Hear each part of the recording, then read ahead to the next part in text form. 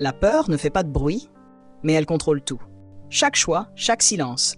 Et si aujourd'hui, tu décidais de ne plus lui obéir, cesser de vivre dans la peur. Il y a dans ce monde quelque chose de silencieux et de terrible à la fois. Ce n'est pas toujours le bruit assourdissant, ni la violence éclatante. Parfois, ce qui détruit le plus profondément l'être humain, c'est cette peur discrète, presque invisible, qui s'installe en lui comme une ombre fidèle. Elle l'accompagne partout, dans ses réveils anxieux, dans ses silences prolongés, dans les gestes qu'il retient, dans les décisions qu'il n'ose plus prendre. Elle l'empêche, jour après jour, d'être pleinement vivant. La peur se glisse dans les pensées, déforme les gestes, paralyse les élans du cœur.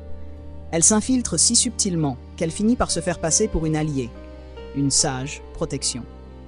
Mais elle ne protège pas, elle enferme, elle rétrécit l'âme, elle étouffe lentement cette lumière unique qui brille au fond de chacun de nous. Combien de personnes passent leur vie entière à anticiper le pire? Combien vivent dans l'attente permanente d'un danger qui n'est pas encore arrivé, scrutant l'horizon comme si le ciel allait leur tomber dessus à tout instant? Combien s'épuisent à essayer de tout contrôler, les émotions, les autres, l'avenir incertain, alors que la vie, elle, refuse obstinément d'être enfermée dans nos petites certitudes? La peur vous fait croire qu'elle est prudente. Elle vous murmure à l'oreille « Méfie-toi, recule, n'aime pas trop fort, n'espère pas trop haut, ne croyez pas trop vite, reste petit, reste loin, reste fermé. » Et peu à peu, sans même vous en rendre compte, vous commencez à vivre à moitié. Mais vivre à moitié, ce n'est pas vivre. C'est survivre. Vivre, c'est accepter de ne pas tout savoir. C'est avancer sans garantie, les mains ouvertes. C'est aimer malgré le risque d'être blessé. C'est se relever après les chutes, même quand les genoux tremblent encore. C'est regarder la vie en face, avec ses beautés fulgurantes, ses injustices cruelles, ses élans joyeux, ses pertes douloureuses, ses mystères insondables, et continuer malgré tout. La vie ne vous a jamais demandé d'être invincible. Elle ne vous a jamais demandé d'être parfait.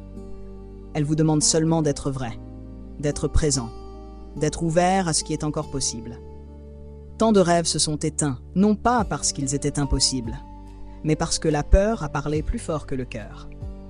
Tant de chemins n'ont jamais été empruntés, tant de mots n'ont jamais été dits, tant d'élans ont été retenus au dernier moment, tant d'êtres humains ont renoncé à eux-mêmes avant même d'avoir vraiment essayé. Et c'est là que la peur gagne vraiment. Quand elle vous convainc que renoncer est plus sûr qu'oser. Quand elle vous persuade qu'il vaut mieux ne jamais tomber que de découvrir comment se relever. Quand elle transforme votre prudence en prison silencieuse.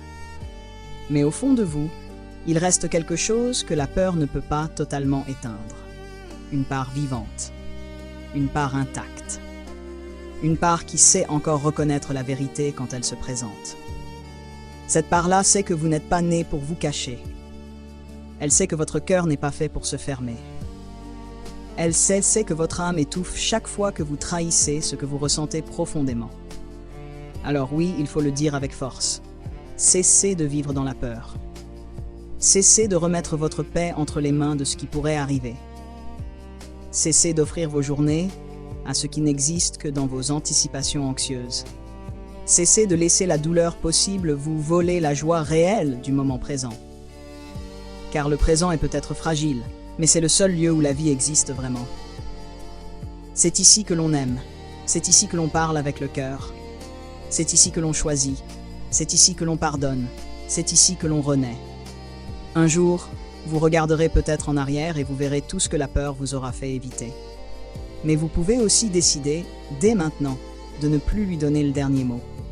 Vous pouvez décider de marcher, même en tremblant, d'ouvrir votre cœur, même prudemment, de vivre, même imparfaitement.